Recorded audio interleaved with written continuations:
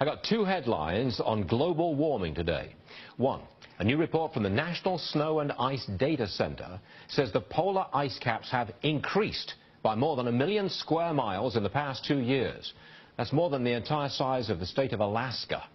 Very different from Al Gore's 2007 Nobel Prize speech saying polar ice caps will be completely gone by 2014.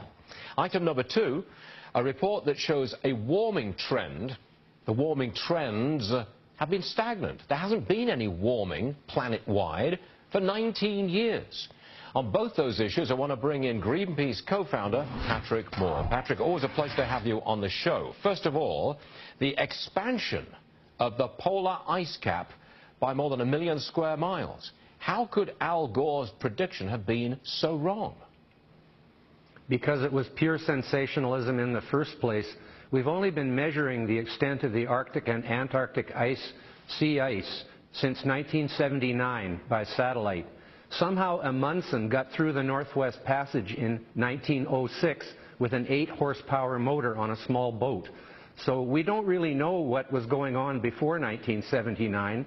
The 1930s and 40s was a very warm period in North America. It may be that the Northwest Passage was open then too.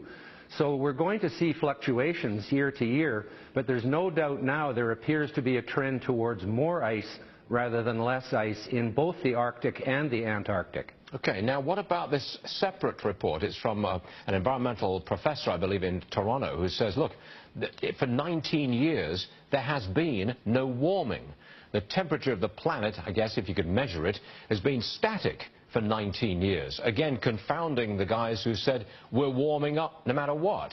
How could that have been so wrong? Well, it is a fact, and it's even recognized by the International Panel on Climate Change and NASA and others who've been very strong warmist believers. They have had to recognize this hiatus or pause, as it's called, in global warming for the last 19 years, during which time about 25% of all the carbon dioxide that has ever been emitted by humans has gone into the atmosphere, because it's still going up on an annual basis. And so most of the CO2 we have emitted has been in the last few decades, and about a quarter of it has been just in this last 20 years.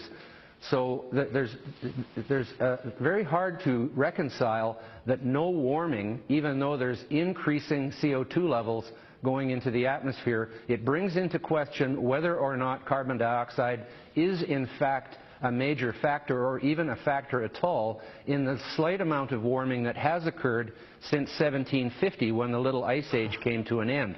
Obviously that had nothing to do with human emissions either, but for some reason the true believers in global warming seem to think that just this last 50 years or so, it's mostly been caused by people. And people like myself and many other scientists do not accept the logic of that.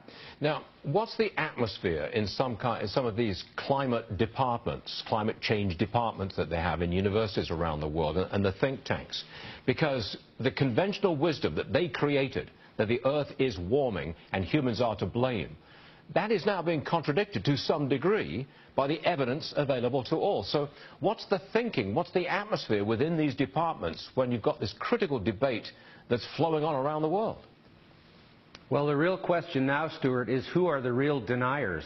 The true believers in global warming caused by humans have taken to calling people who are skeptical of this the deniers, as if to associate us with people who are denying the Holocaust. It's really a nasty slur.